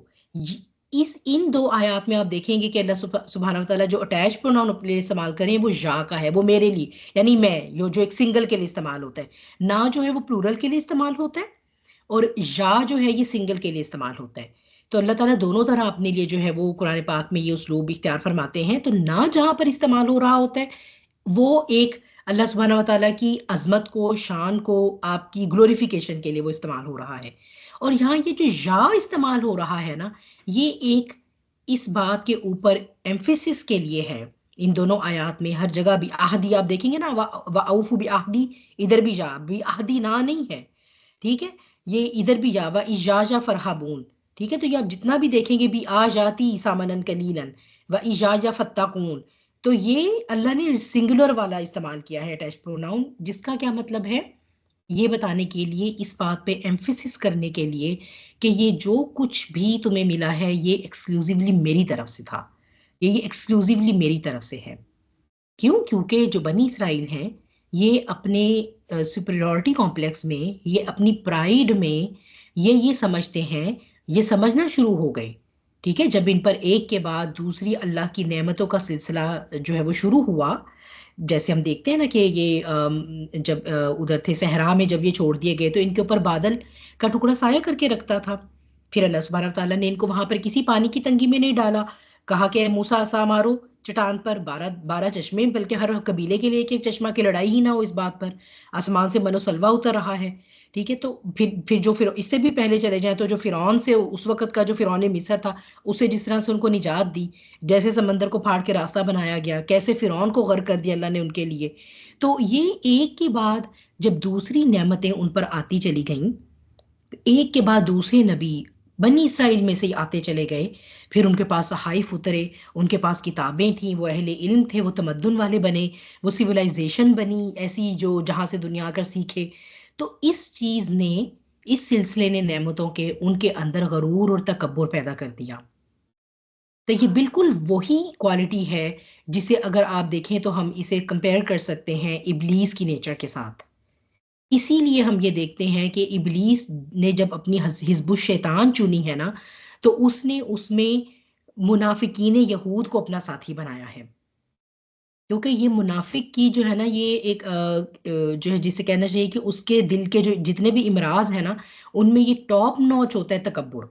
کیونکہ ابلیس نے خود بھی اسی سے ہی کام لیا، اور یہی وہ اس نے منافقین یہود کے اندر بھی جب اس نے یہی کوالٹی دیکھی، ٹھیک ہے، جو اس وقت بنی اسرائیل تھے، ٹھیک ہے، اب تو یہودیت جو ہے وہ اسرائیلیت سے باہر چلی گئی ہوئی ہے نا. اب تو خالی کوئی بنی اسرائیل کے خاندان کی تھوڑی ہے یہود, اب تو دوسرے لیجز میں بھی لوگ یہود ہوئے ہیں. تو اب جو ہے وہ جب یہ کوالٹی دیکھی ہے تو اس نے ان کو اپنا حزب الشیطان کا حصہ بنایا. تو یہ ان کے اندر جو ایک سپیریورٹی کمپلیکس آیا جسے انہوں نے باقاعدہ اپنی کتابوں میں آج لکھ دیا ہے. آج اگر آپ یہ جو زائنسٹ ہیں ان کے جتنے یہ آپ اگر آف کورس اس طرح کی انفارمیشن جو ہے وہ کوئی پبلکلی عام تو نہیں کرتے, لیکن جتنے بھی ان کے چارٹر ہیں ان میں وہ خود کو کہتے ہیں کہ ہم چوزن ونس ہیں, ہم گاڈ کے چوزن ونس پیپل ہیں, اور باقی کی جو انسانیت ہے یہ کیا ہے, یہ گوئم ہے. ٹھیک ہے, اب یہ وہ کانسیپٹس ہیں جو آپ کہہ لیں کہ sort of revision hand of time سے وہاں پر بہت ڈیٹیل میں ان کے بارے میں ہم نے بات کی تھی. تو بہرحال وہ باقی سب کو سمجھتے ہیں کہ یہ گوئم ہے. گوئم کیا ہوتے ہیں, یہ انسان نما حیوان ہیں. باقی کی جتنی بھی انسانیت ہے ہم اس کو کسی بھی طرح اپنے گینی پکس کے طور پہ یوز کر سکتے ہیں, اور اس کا ہمیں کوئی گناہ بھی نہیں ہوگا, کیونکہ یہ صرف دکھنے میں انسان ہے, اندر سے یہ ہمارے لیے ہمارے ایکسپیریمنٹل اینیملس ہیں ہمارے لیے. ٹھیک ہے, اندر سے یہ ہمارے لیے ریٹس ہیں, گینی پگز ہیں, کوئی برڈس ہیں یا کچھ ہیں اس طرح کی چیزیں جنہیں ہم جیسے مرضی اپنے تصرف میں لائیں, کیونکہ جو ایکچوئل ہیومن بینگز ہیں وہ تو صرف ہم ہیں, چوزن ون صرف ہم ہیں. تو یہ جو ان کے تکبر کا لیول ہے نا, یہ اس کو جب انہوں نے اچیو کیا تو پھر یہ اللہ سبحانہ تعالیٰ نے ان سے جو ہے, کیونکہ جب یہ انہوں نے تورات دوبارہ لکھی ہے اپنی یادداشت سے, تو یہ تورات کے اندر ہی انہوں نے پھر بعد میں اس قسم کی, یا پھر اگر آپ انجیل دیکھ لیں, اب تو خیر ظاہر سی بات ہے نہ ہمارے پاس اس وقت دنیا میں اوریجنل تورات یا انجیل کا نسخہ اگر کہیں ہے بھی تو وہ نہیں پتا ہمیں کسی کو. ٹھیک ہے, اور یہ کہ اب جو کچھ بھی ہمیں ملتا ہے اولڈ اور نیو ٹیسٹامنٹ کے نام پر, اس کے اندر بہت سی جو ہے وہ تحریفات ہیں, تو انہوں نے یہ اس کے اندر بیسیکلی لکھ دی ہیں. اور اب تو زائنسٹ جو ہیں یہ نسل در نسل اپنی نسلوں کو پڑھاتے ہیں باقاعدہ کہ دیکھو یہ صرف تم لوگ ہو جو حکومت کرنے کے لیے ہو, یہ صرف تمہارا حق ہے, باقی کی جو انسانیت ہے یہ تو گوئم ہے. تو ان کو جو ہے وہ تم اپنے لیے جیسے مرضی یوز کرو, ان کے اوپر جو مرضی تجربے کرو. اور وہ ہم دیکھتے ہیں آج ان کے یہ جو کیمیائی ہتھیار ہیں, کبھی یہ جو ہے وہ سیریا کے مسلمانوں پر گرا رہے ہیں, تو کبھی غازہ کے مسلمانوں پر گرا رہے ہیں. تو یہ صرف ایک دشمنی میں نہیں گرا رہے ہوتے, یہ وہ اپنا ٹیسٹ بھی کر رہے ہوتے ہیں کہ اچھا یہ جو اب ہم نے یہ والا جو ایک نیا کیمیکل ہتھیار بنایا ہے, یہ اس کی تباہی کا کیا میگنیچیوڈ ہوگا نا, چلو بھائی لیٹس ٹیسٹ اٹ آن غازہ. ٹھیک ہے, ویسے بھی ہم نے چونکہ یہاں سے تو وہ ہے ان کو مسلمانوں کو ختم تو کرنا ہی ہے, ان کی جینوسائڈ تو کرنی ہی ہے, تو چلو جی لیٹس ٹیسٹ کے یہ بھی ذرا پتہ چل جائے گا کہ اس کی کیا جو ہے وہ. تو یہ جو وہ مینٹیلٹی وہ ایگزیبٹ کر رہے ہیں, اور یہ بیسیکلی جو ہے وہ اب آ کر آرتھوڈاکس جوز سے نکل کے یہ بات جو ہے یہ سیکولر جوز جو ہیں جو زائنزم کا حصہ ہیں, یہ ان کی بیسیکلی سرشت ہے. تو یہاں پر پھر اللہ سبحانہ تعالیٰ کہتے ہیں کہ یہ جو میں نے تم پر انعام کیا تھا یہ ٹوٹلی میری طرف سے تم پر ایک نعمت تھی. ٹھیک ہے, اور تم نے جو ہے لیکن کیا کیا کہ تم نے اپنے اب خود کو یہ سمجھنا شروع کر دیا کہ یہ تو ہمارا حق ہے, یہ تو ہمارا پیدائشی حق ہے, ہم ہی اتنے اچھے اور اعلیٰ ہیں کہ یہ تو ہمیں ہی ملنا چاہیے تھا. تو پھر یہ اس میں ابھی اللہ سبحانہ تعالیٰ ان کو کیوں وہ نعمت یاد کروا رہے ہیں, وہ جو بھی کوئی 2-2.5 ہزار سالہ انبیاء کا سلسلہ رہا ہے, کہ جیسے پہلے آپ کو میں نے بتایا کہ اللہ تعالیٰ ان کو ایک پہلے دعوت دے رہے ہیں کہ ہو سکتا ہے کہ اپنی اس ہسٹری کو یاد کر کے, اپنے اس گلوریفائڈ پاسٹ کو یاد کر کے ہی انہیں اس بات کا احساس ہو جائے کہ واقعی ہم نے جو ہے وہ اللہ تعالیٰ سے مطلب اللہ نے ہم پر کتنی رحمتیں کی, کتنی نعمتیں کی. تو اللہ تعالیٰ یہ کہتے ہیں کہ ایک تو یہ بات یہ ریمائنڈر دیا جا رہا ہے کہ ایک تو اپنی اس نعمت کو یاد کرو, اور پھر یہ کہ جو میں نے تم سے کہا تھا کہ تم میرا عہد پورا کرو تو میں تمہارے عہد پورا کروں گا. ٹھیک ہے, تو یہ جو ہے وہ ایک بائی لیٹرل ریلیشن اللہ سبحانہ تعالیٰ نے یہاں پر بتایا ہے اہل کتاب کے ساتھ, ایمان والوں کے ساتھ. اور یہ اسے ہم کہتے ہیں اس اسلوب کو شرط اور جواب شرط بھی کہتے ہیں. لیکن شرط کا پہلا حصہ پورا ہوگا تو آٹومیٹیکلی دوسرا حصہ پورا ہوگا. اگر شرط کا پہلا حصہ پورا نہیں ہوا تو آٹومیٹیکلی دوسرا حصہ نلیفائی ہو جائے گا. تو میرا عہد پورا کرو. ٹھیک ہے, تو یہ عہد انہوں نے پورا نہیں کیا. اب وہ جو نہیں پورا کیا اس کی ڈیٹیل تو آئے گی بعد میں, لیکن پہلے یہ کہ وہ عہد کیا ہے اس کو بھی ظاہر سی بات ہے جاننا ضروری ہے. تو یہ کوئی آپ میں سے گیس کر سکتا ہے کہ کس عہد کی اللہ سبحانہ تعالیٰ یہاں پر بات کر رہے ہیں؟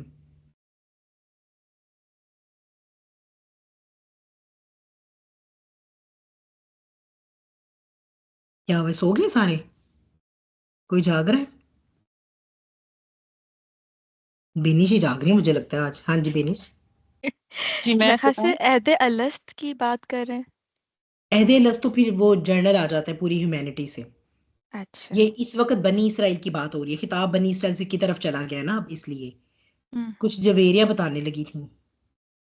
جی، جو اللہ تعالیٰ نے حضرت آدم کو نیچے اتار کے کہا تھا نا کہ جب میری ہدایت آئے گی تو جو اس کو پکڑے گا، تو وہ آگے سے حضرت آدم نے ان کی بات کو، ان کے کلمات سیکھے تھے. تو اللہ تعالیٰ کے اوپر ایمان لانے کا جو عہد تھا، اللہ تعالیٰ کو وہ یعنی کہ اللہ کو اللہ ماننے کا اور اس طرح سے اس زندگی چلانے کا جو عہد تھا انسان نے کیا.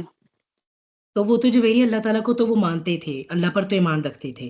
بنی اسرائیل نے اللہ سے تو آج بھی کبھی انکار نہیں کیا نا، یہود تو آج بھی انکار نہیں کرتے. ان پرٹیکولرلی بنی اسرائیل کا عہد تھا.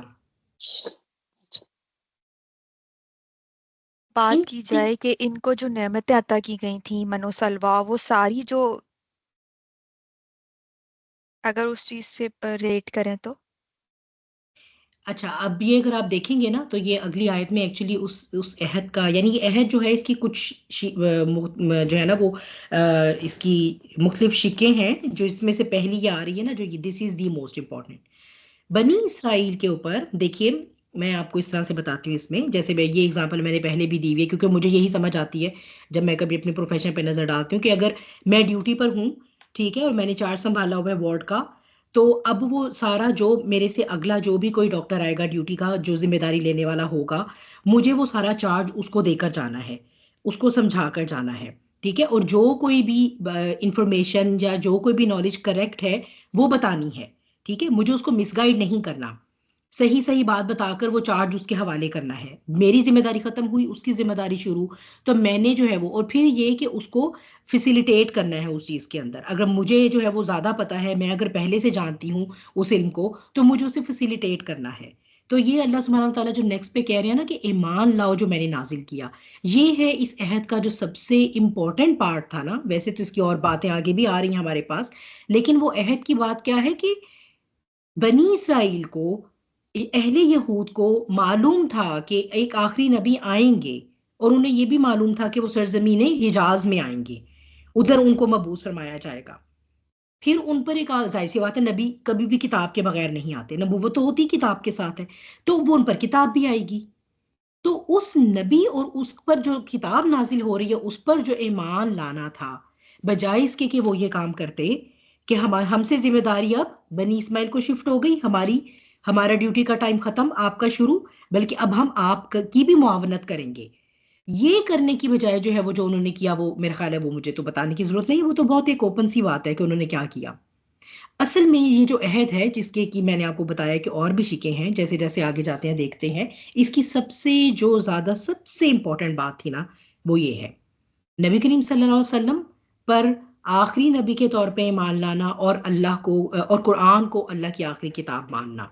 اور اگر آپ دیکھیں تو منافقین پر یہی بات سب سے بھاری ہوتی ہے، ہمیشہ، پہلے بھی رہی اور آج بھی، اب بھی، آج کے دور کے منافقین بھی، ٹھیک ہے. تو یہ اس وقت بھی انہیں، جیسے پہلے یہ بات ہو چکی ہے جب ہم نفاق کا ٹاپک دیکھ رہے تھے، انہیں آج بھی اور اس وقت بھی یہود کو نہ اللہ پہ ایمان لانے میں پرابلم تھا، نہ آخرت کو ماننے میں پرابلم تھا، نہ جنت و جہنم پر انہیں کوئی کسی قسم کا شک تھا، نہ ہی انہیں جو ہے وہ فرشتوں کے وجود پر کوئی ان کے عقائد میں پرابلم تھی، ٹھیک ہے.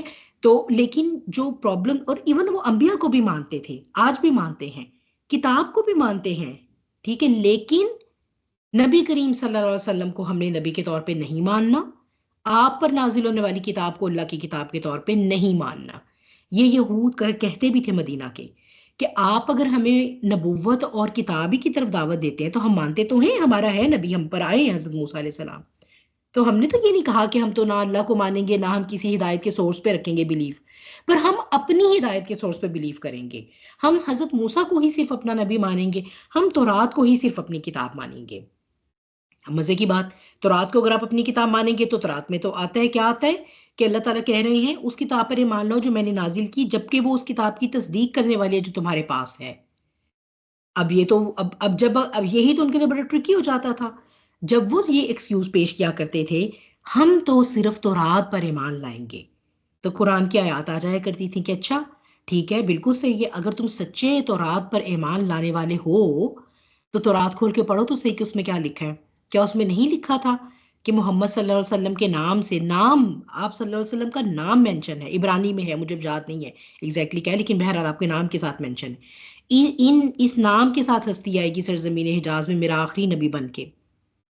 تو اگر تم تورات پر اتنے ہی ایمان لانے والے ہو تو اسی سے ہی تمہارے دعوے کی کراس ویریفیکیشن ہو جائے گی. اب وہ پھنس جاتے تھے، تو پھر وہ کیا کرتے تھے، پھر وہ حق کو چھپاتے تھے، وہ اگلی آیت میں آ جائے گا. ٹھیک ہے، اب وہ پھر جزبز کرتے تھے، پھر وہ نہیں، وہ ان میں وہ نشانیاں نہیں ہیں پوری، نہیں وہ تو بنی اسرائیل سے ہی آنے تھے، نہیں وہ تو ایسے نہیں، وہ تو یہود میں سے ہی آنے تھے، نہیں وہ ان کی، ہاں کچھ باتیں تو ان کی ٹھیک ہیں، لیکن جو ہے وہ باقی باتیں جو ہے نا وہ بڑی ڈاؤٹ فل سی ہیں، تو ہم نہیں بتا سکتے کہ واقعی یہ اللہ کے آخری نبی ہے یا نہیں. اس قسم کی شکوک وہ ڈالا کرتے تھے ان لوگوں کے دلوں میں جو ظاہر سی بات ہے کتاب کا علم نہیں رکھتے تھے.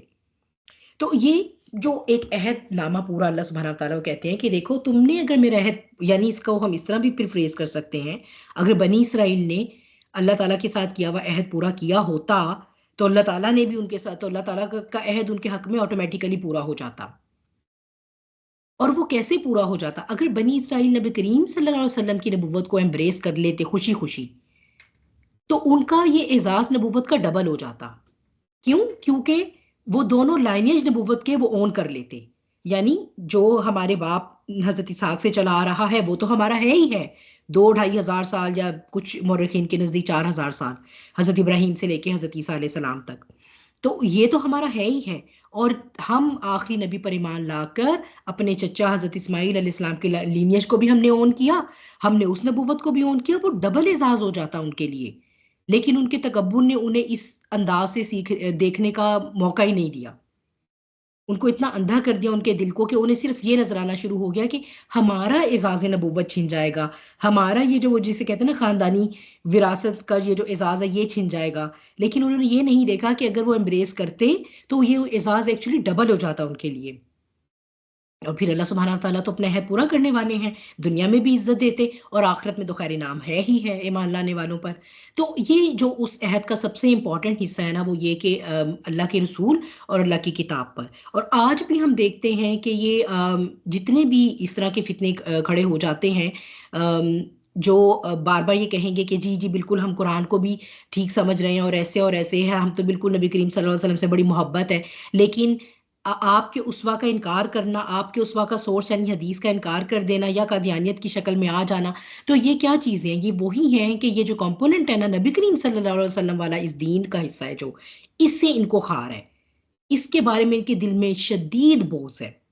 کیونکہ یہ شریعت محمدی جب آتی ہے تو وہ شریعت موسوی کو کینسل کرتی بھی آتی ہے یا اس کو امینڈ کرتی بھی آتی ہے. ٹھیک ہے، اور پھر شریعت محمدی ایک اپنی خاص پہچان رکھتی ہے جس کی بنا، جس پر عمل کرنے کی وجہ سے ایک مسلمان پورے کراؤڈ میں اس کا ایک امتیاز وہ پہچانا جا سکتے ہیں امتیازی نشان کے طور پہ. تو اس چیز سے ان کو خار ہے کہ نہیں بھئی یہ جو ہے وہ مسلمان کے طور پہ کیوں ہم جانے جائیں گے، ہمیں تو صرف بنی اسرائیل کے طور پہ ہماری ریکگنیشن ہونی چاہیے تھی.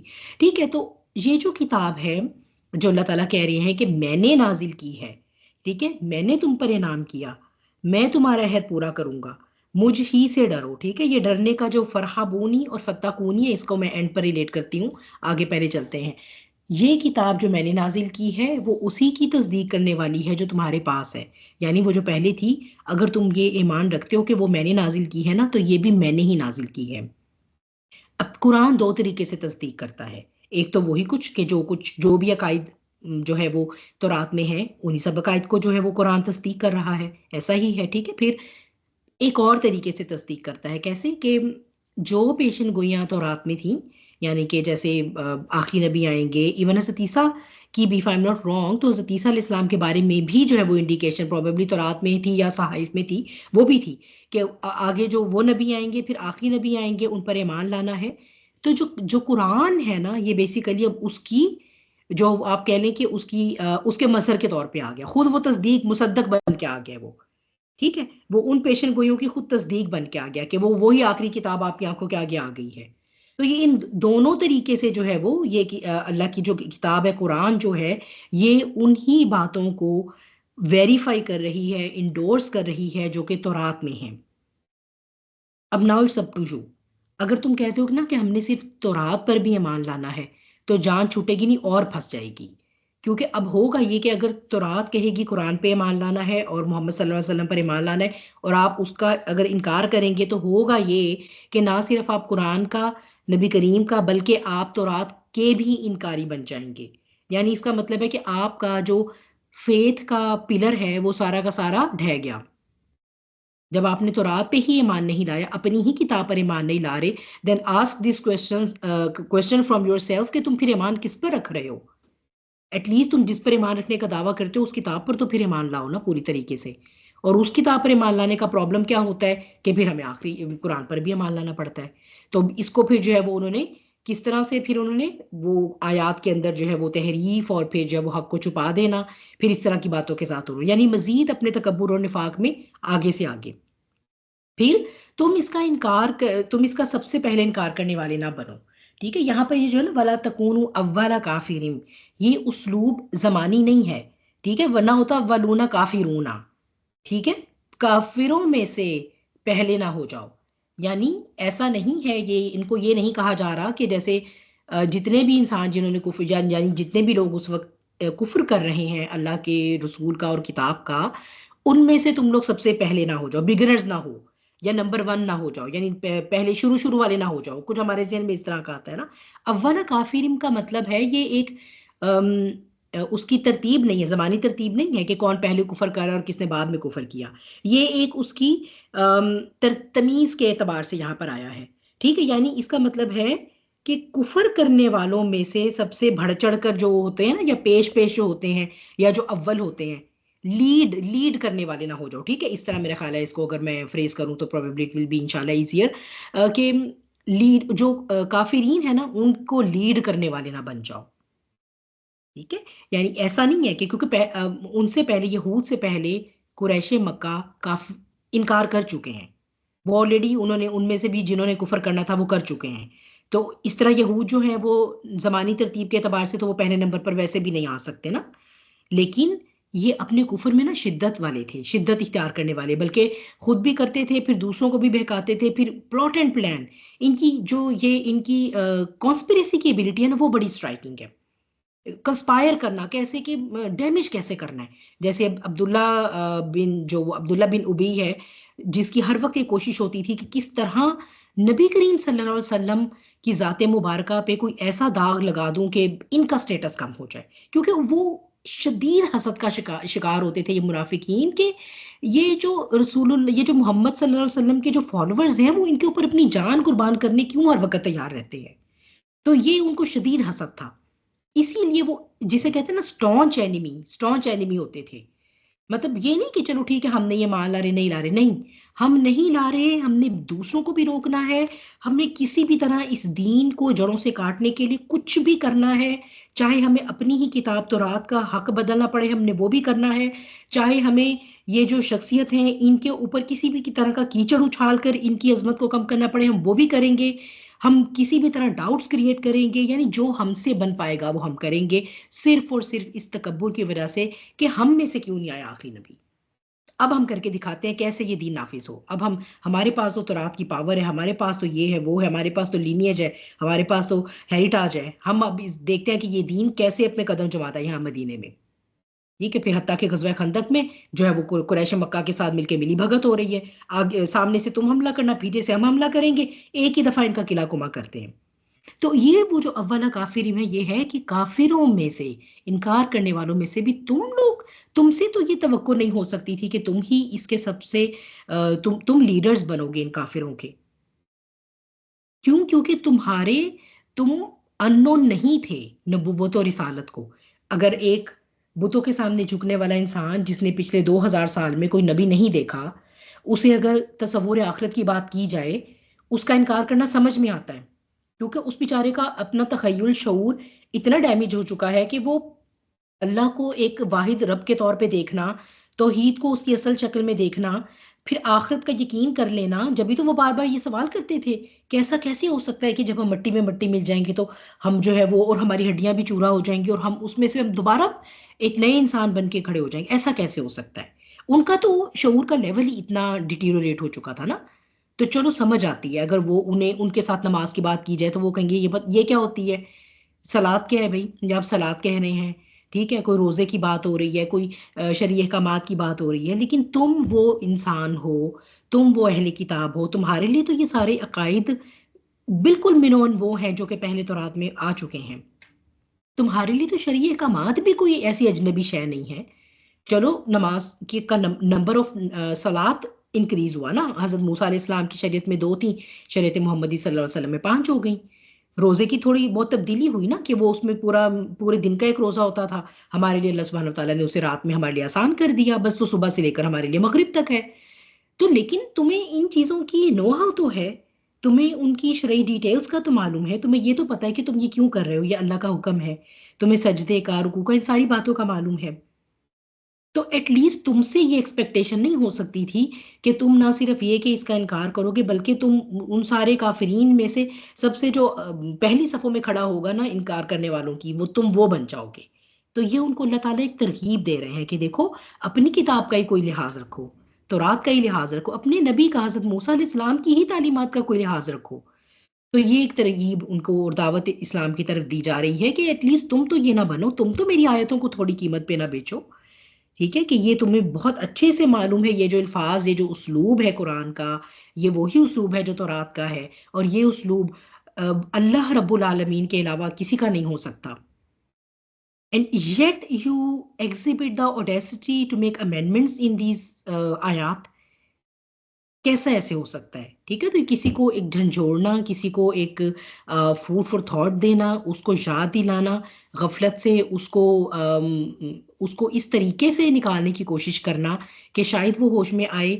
تو یہ وہ اسلوب اللہ سبحانہ وتعالیٰ نے ان 2 آیات میں جو ہے وہ یہاں پر اس کو سامنے، یعنی اس کے حساب سے جو وہ یہاں پر بات ہو رہی ہے.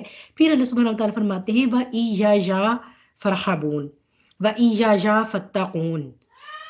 راہب بھی جو ہے اس کا مطلب بھی خوف زدہ ہونا ہے، تقویٰ کا بھی جیسے ہم کہتے ہیں کہ اللہ سبحانہ وتعالیٰ کا خوف رکھنا. ٹھیک ہے، ایجا وہی ہے اسلوب جو ایاک نعبد و ایاک نستعین کا ہے. ٹھیک ہے، لکھنے کو عبارت ہو سکتی ہے نعبدو کا و نستعین کا، لیکن وہ کا مطلب ہے کہ نعبدو عبادت کرتے ہیں ہم کا تیری، اس کا کو وہاں سے اٹھا کے نعبدو کے پہلے لے آئے. تو وہ کا نعبدو کی بجائے یہ اسلوب ہے، اس کو بیوٹیفائی کرنے کے لیے اللہ نے اس کے ساتھ ایجا کا استعمال فرمایا، ایجا کا نعبدو. اس کی کیا سگنیفیکینس ہے؟ جب اس اٹیچ پروناؤن کو نکال کر، یعنی یہ فتقونی یا فرحبونی، نون یا کے ساتھ بھی ہو سکتا تھا. ٹھیک ہے، فتقونی فرحبونی، لیکن ایجا یا، وہ یا جو آخر میں آنی تھی اس کو اٹھا کر وہاں سے پہلے نکال کر، اور ایجا یا وہ اسلوب ہے جسے اس کے اندر اس کو بیوٹیفائی کیا گیا ہے. اس کا یہ مطلب ہے کہ اب اس کے علاوہ یہاں پر اور کچھ اور کوئی بھی انٹر نہیں ہو سکتا. یہ اس کا یہ اسلوب، آپ لوگ کہتے ہیں نا کہ ایجا کا نعبدو، نعبدو کا کیا ہوگا کہ ہم عبادت کرتے ہیں تیری، اس میں چانسز ہے کہ کسی اور کی بھی ہو سکتی ہے ساتھ. جب ہم نے کا کو نکال کر پہلے لے آئے اٹیچ پروناؤن کو اور اس کے ساتھ ایجا لگائے، اس کا مطلب ہے اب صرف تیری ہی عبادت ہو سکتی ہے. اب سارا وہ جو کوئی لوپ ہول ہو سکتا تھا کہ اس کے اندر کچھ اور انٹر ہو سکتا ہے، وہ بند کر دیا گیا اس اسلوب سے.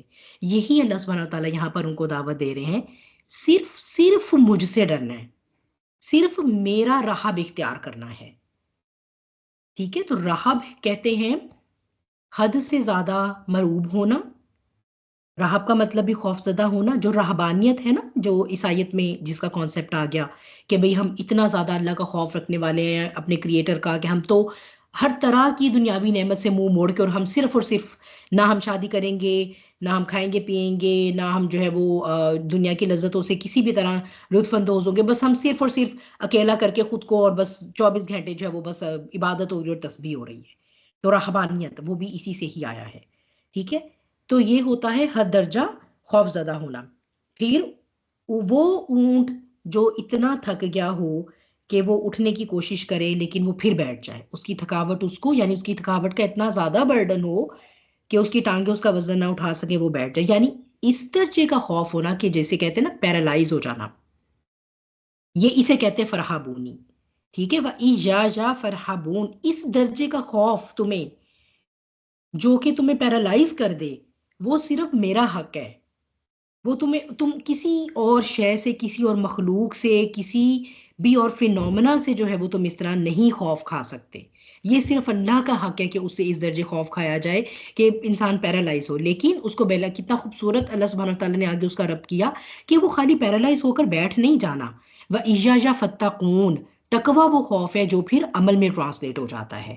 اگر ہم خالی پیرالائز ہو کے بیٹھ جائیں گے تو ہم رہبانیت کی طرف چلے جائیں گے. ہم ایکٹیولی اس دنیا میں پارٹیسپیٹ نہیں کریں گے اور ہم خالی غاروں میں مقید ہو کر ہم کہیں گے کہ ہم، اور یہ مطلوب نہیں ہے. نہ تو اس طرح دین قائم ہوگا، نہ ہی اس طرح شریعت کے اوپر پریکٹس ہو سکے گی، نہ ہی اس طرح سوسائٹیز بنیں گی جو اللہ کے بتائے ہوئے اصولوں پر جو ہے وہ کام کریں. تو اللہ سبحانہ تعالیٰ نے فرمایا ہے کہ یہ جو تمہیں خوف لاحق ہے نا کہ تمہارا عہدہ چھین جائے گا، یہ جو تمہاری اجارہ داری ہے اہل یہود کی کہ ہم تو کتاب والے ہیں، پھر یہ جو اوس اور خزرج ہیں وہ سارے انہی سے پوچھا کرتے تھے کہ ہاں جی یہ آخری نبی کا دعویٰ کریں، آپ ذرا اپنی کتاب سے پڑھ کے بتائیں کہ واقعی یہ ان کا دعویٰ ٹھیک ہے یا نہیں، کیونکہ ہم تو ان پڑھ لوگ ہیں، آپ کو معلوم ہے، آپ ذرا یہ نشانیاں میچ کر دیں پلیز، ٹھیک ہے، یا یہ کہہ رہے ہیں تو آپ ذرا پلیز بتائیے گا، یا یہ کہ یہ فلاں نے فلاں کو قتل کر دیا اس کے بارے میں کیا رولنگ ہے جی آپ کتاب سے بتا دیجئے. تو وہ اہل کتاب ان کا یہ زوم کہ ہماری یہ اجارہ داری ختم ہوگی، نہ صرف اپنوں میں بلکہ یہ جو ہماری ارد گرد کے سارے قبیلوں پر ہمارا روب ہے وہ بھی ختم ہو جائے گا.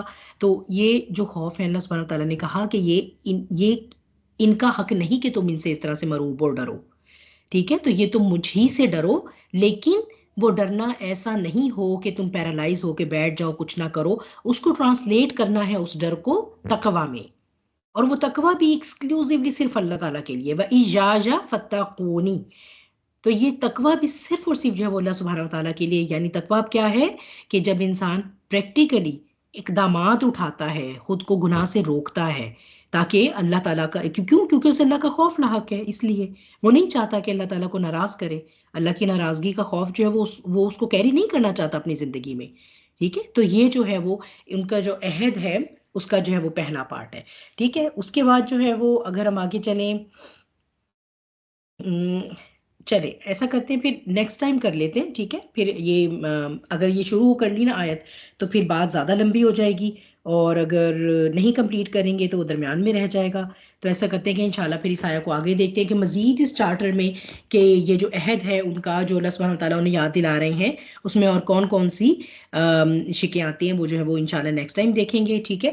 تو ابھی تک کی جو ہماری ڈسکشن ہے اس کے حساب سے میں آپ کے لیے ریپ اپ بس کر دیتی ہوں جلدی سے کہ 5واں رکوع ہمارا، جس میں براہ راست بنی اسرائیل کے ساتھ کتاب شروع ہوا، اور ہم نے بنی اسرائیل کی تھوڑی سی ہسٹری، کوئک ہسٹری، مختصر سی جو ہے وہ اس کا ریکیپ کیا. اسرائیل جو ہے وہ حضرت یعقوب علیہ السلام کا لقب ہے، اور اس میں جو وہ اللہ سبحانہ وتعالیٰ ان 2 آیات میں ان کو دعوت دین اسلام دے رہے ہیں کہ اب یہ جو اس سے پہلے کہ ان کو بتایا جائے کہ تم لوگوں نے کیا کیا، اور پھر اس سے بھی پہلے کہ ان سے یہ دین لے کر اور تحویل قبلہ کا وہ سارا معاملہ جو آگے آئے گا اگلے آخری 4 رکوع میں، تو اس سے پہلے کہ ان کو جو ہے وہ اس دین کی دعوت دی جائے، اور دین کی دعوت دینے میں اللہ سبحانہ تعالیٰ ان کو ان کا پاسٹ یاد کروا رہے ہیں.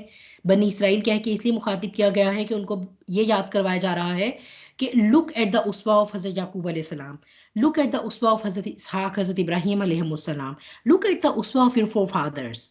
وہ فور فادرز تم جن کی ہیریٹاج کو اتنا گلوریفائی کرتے ہو، تو ایٹ لیسٹ ان کے اسوا کو اس طرح فالو تو کرو نا. پھر وہ ساری جو اللہ تعالیٰ نے ان کے اوپر اپنا جو بھی انعام کیا نبوت کا، اس کا ذکر ہو گیا. اور یہ کہ عہد جو ہے وہ چونکہ تم نے میرا عہد پورا نہیں کیا تو آٹومیٹیکلی سیکنڈ پارٹ نلیفائی ہو گیا، جواب شرط نلیفائی ہو گیا، تمہارا عہد جو ہے وہ پورا نہیں ہو سکا، ٹھیک ہے. تو یہ کہ وہ جو عہد تھا وہ کیا تھا کہ رحب اور تقویٰ صرف اور صرف میرے لیے ہوگا، لیکن تم لوگوں نے کیا ہے، اپنی دنیاوی خواہشات کو، اپنے اس دنیاوی سٹیٹس کو اپنا خدا بنا کر تم لوگوں نے اس کا رحب جو ہے وہ اپنے دل میں پال لیا، جس کی وجہ سے جو اس عہد کا سب سے امپورٹنٹ حصہ تھا، جس میں تم لوگوں کی ہیلپ اور معاونت ایکسپیکٹڈ تھی، اس میں تم لوگوں نے کیا کہ اس کا ہی انکار کرنے میں، اس کتاب کا، اللہ کے اس رسول کا انکار کرنے میں تم سب سے پیش ہو، سب سے آگے ہو، اور تم نے یہ تک گوارا کر لیا کہ یہ دنیا کا تھوڑا سا فائدہ، یہ جو تمہاری اجارہ داری ہے، تمہارا جو تکبر ہے، اس کے بدلے تم میری آیات کو جو ہے وہ اتنی تھوڑی قیمت پر جو ہے وہ تم اس کو بیچنے کے لیے تیار ہو گئے. اس قدر گھاٹے کا سودا کرنے کی ایکسپیکٹیشن تم سے اس لیے نہیں تھی کہ تم اہل کتاب ہو، تمہیں آخرت کی اہمیت کا بھی پتہ ہے، تمہیں اللہ سبحانہ وتعالیٰ کی ذات کا بھی ادراک ہے، اس کے باوجود تم نے یہ اپنے صرف اور صرف out of your arrogancy, out of your jealousy, حسد اور تکبر کی وجہ سے یہ سودا کیا، تو اس وجہ سے جو ہے وہ تم لوگ جو وہ تھوڑا سا اپنے اس طرز عمل پہ غور و فکر کرو. تو فرام نیکسٹ آیا آنورڈ جو ہے وہ اللہ سبحانہ تعالیٰ ان کی فرد جن کے بارے میں بات کریں گے، انشاءاللہ تعالیٰ کنٹینیو کریں گے فرام نیکسٹ ویک آن. وآخر دعوانا ان الحمد للہ رب العالمین. اعوذ باللہ من الشیطان الرجیم، بسم اللہ الرحمن الرحیم. والعصر ان الانسان لفی خسر الا الذین آمنوا وعملوا الصالحات وتواصوا بالحق وتواصوا بالصبر. جزاکم اللہ خیر کثیرا کثیرا.